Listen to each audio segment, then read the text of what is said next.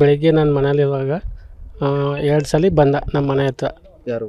ಅಜಯನವನು 2 ಸಲ ಬಂದಾಗ ನಾನು ಈಚೆ ಮುಖದೊಳಿವಾಗ ಲೂಜಾಗ ನಾ ಇದ್ದಾಗ ಬೈಕ್ ಬಂದಿಲ್ಲ. 2 ಸಲ ಬಂದು ಅತ್ತಾಗಿತ್ತಾಗ ಹೋದ.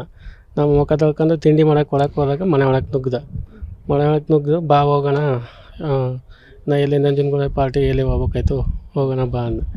ಆಗ ನನ್ನ ಕೈಲಿ ಆಗಲ್ಲ, ನನಗೆ ಹುಷಾರಿಲ್ಲ ಕಣ, ನಮ್ಮಮ್ಮ ಬೈತಾ, ನಂಗಂತೂ ಹಾಕ್ಸಲ್ಲ, ನಾನು ಬರೋಲ್ಲ, ನಂಗೆ ಕೆಮ್ಮಲು ಅಂತ ಅಂದ. ಆಯಿತು ನೀವು ಬರಬೇಡ, ಗಾಡಿನೇ ಕೊಡು ಅಂದ. ಆಗ ಗಾಡಿ ಓಡಿಸೋದು ಅಷ್ಟೊಂದು ಗೊತ್ತಿಲ್ಲ ಅವನಿಗೆ, ಅದಕ್ಕೆ ಗಾಡಿ ಕೊಡಲ್ಲ, ಅಲ್ಲಿ ನೀನೇ ಬಾ ಹೋಗೋಣ ಬಾ ಅಂತಲಿ. ನಂಗೆ ಆಗಲ್ಲ ಕೂಡ, ನಂಗೆ ಹುಷಾರಿಲ್ಲ, ನಾನು ಬರ್ಲಕ್ಕೆ ಅಜಯ್ ಅಂತ ಹೇಳ್ದ. ಹಂಗಾದ್ರು ಇಲ್ಲ ಕಮಗ ನೀವು ಬರಲೇಬೇಕು ಅಂದ್ಬಿಟ್ಟು ಕರ್ಕೊಂಡು. ಆಯಿತು ಇದು ಒಂದು 10 ನಿಮಿಷ ತಿಂಡಿ ಮಾಡ್ಕೊಂಡು ಅಂದ್ಬಿಟ್ಟು ಇದ್ದ. ಆಗ ಪುನಃ ತಿಂಡಿ ಮಾಡ್ಕೊಂಡು 11 ಗಂಟೆಲಿ ಡೈರೆಕ್ಟ್ ಬಂದು ಸ್ಕೂಟರ್ ತಗೊಂಡು ಹೋದ್ಮೇಲೆ ಏನಾಯ್ತು? ಹೋದ್ಮೇಲೆ ಅದು ಮುಂದಕ್ಕೆ ಏನಾಯ್ತೋ ಗೊತ್ತಿಲ್ಲ. ಹೋಗಿ ಪುನಃ ಒಂದು 5 ಹೋದಾಗ ಹಿಂಗೆ ಅಪರಿಚಿತ ಹೊಲಕ್ಕೆ ಜಮೀನಿಗೆ ಟ್ಯಾಕ್ಟ್ರಿ ಒಳಕ್ಕೆ ಹೋಗಿ ಒಂದು ಶವ ಬಿದ್ದಿದೆ ಅಂತ ಪೊಲೀಸ್ ಸ್ಟೇಷನ್ಗೆ ಹ್ಯಾಂಡಲ್ ಮಾಡೋದು. ಅಲ್ಲಿ ದೊಡ್ಡ ಕೆರೆ ಬೈಲು ಏರಿನ ಕೆಳಗೆ ಒಂದು ಸಮ ತೋಪಲ್ಲಿ. ಆಗ ಶವ ಬಿದ್ದಿದೆ ಅಂತ ಫೋನ್ ಮಾಡಿದಾಗ ಆಗ ಹಿಂಗೆ ಅಪರಿಚಿತ ವ್ಯಕ್ತಿನ ಬದಲಿ ನಮ್ಮ ಕಡೆಯವರು ಹೋದವರು ಹಿಂಗೆ ಮೂಗು ಕಡಿದೆ ನೋಡಿ ಅಂತಲಿ. ಹ್ಞೂ ಸರ್ ನಾವು ಮೂಗು ಕಡಿ, ಅವ್ರ ಅಣ್ಣ ಇದ್ದಾನೆ ಹೇಳ್ತೀನಿ ಸರ್ ಅಂದರು. ಆಗ ನನಗೆ ಬಂದು ಫೋಟೋ ತೋರಿಸೋದು. ನನ್ನ ಬಪ್ಪ ಇಲ್ಲಿ ಒಂದು ಕೊಲ ಇದಾಗದ, ನಿಮ್ಮ ತಮ್ಮನ ಯಾರೋ ನೋಡಿ ಬನ್ನಿ, ಮೂಗು ಕಡಿಯೋದು ಅಂತ ಹೇಳ್ತಾವ್ರ ಅಂತಲಿ. ನಾನು ಹೋಗಿ ನೋಡಿ ಐಡೆಂಟಿಫೈ ಮಾಡಿದೆ.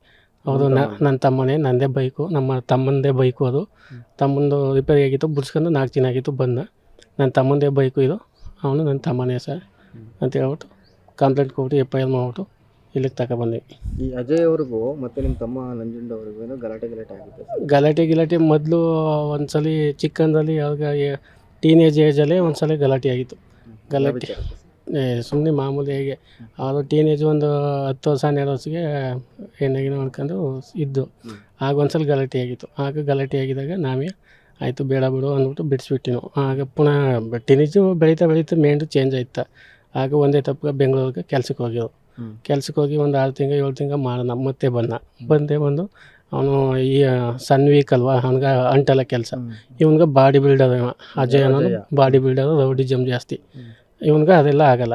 ಆಗ ಬಂದ್ಬಿಟ್ಟು 4 ದಿನದಲ್ಲಿ ಪೆಟ್ರೋಲ್ ಬಂಕ್ಗೆ ಇಲ್ಲೇ ಸೇರ್ಕೊಬಿಟ್ಟಿನಂತ ನಂಜನಗೂಡು. ನಮ್ಗೆ ಕೇಳಲಿಲ್ಲ, ಹೋಯ್ತಾನೆ ಈಕನ, ನಂಗೆ ಹುಷಾರಿಲ್ಲ, ಧೂಳು ಅವೇ ಆಯ್ತಾ ಇಲ್ಲ, ಬಿಸಿಲು ಬಂದ್ಬಿಟ್ಟಿನಿ ಅಂತ ಬಂದ. ಅವನು ಅಜಯ್ 4 ದಿನ ಆಗಿತ್ತು ಬಂದು. 2 ದಿವಸ ಊರಲ್ಲಿದ್ದ, 2 ದಿವಸ ಇನ್ನೆಲ್ಲೇ ಪತ್ತಕ್ಕೆ ಇತ್ತಿಲ್ಲ. ಅಕಸ್ಮಾತಾಗಿ ನೆನ್ನೆನೇ ಅವ್ನು ಸಿಕ್ಕಿದ್ದು ನಮ್ಮ ಮನೆಯಾಗ. ಅಷ್ಟು ಗಂಟೆ 2 ದಿನ 4 ದಿನ ಆಗಿತ್ತು ಊರಿಗೆ ಬಂದು. 2 ದಿನ ಮೂಕಳಿಲಿ ಕಾಣಿಸ್ಕೊಂಡಿಲ್ಲ. ಮತ್ತೆ 2 ದಿನ ನೆನ್ನ ನೋಡೋದು. ಅಂದರೆ ನಿಮ್ಮ ತಮ್ಮನ ಕೊಲೆಯನ್ನು ಅಜಯನೇ ಮಾಡಿರ್ಬೋದು ಅಂತ ಅನುಮಾನ ಅಂತೇನೋ ಸರ್. ರೌಡಿಸಮ್ ಅಲ್ಲ ಅವನು, ಏನು ವಿಚಾರಕ್ಕಾಗಿ ಕರ್ಕೋದನೋ ಅವನಿಗೆ. CC ಕ್ಯಾಮ್ರಲ್ಲೂ 2 ಆಗದ. ಈಗ ಕರ್ಕೊಂಡು ಹೋದ್ರಲ್ಲ, ಮತ್ತೆಲ್ಲೂ ಪತ್ತೆ ಆಗಿಲ್ಲ ಅವನು? ಏನು ಕತೆ ಅಜಯ್?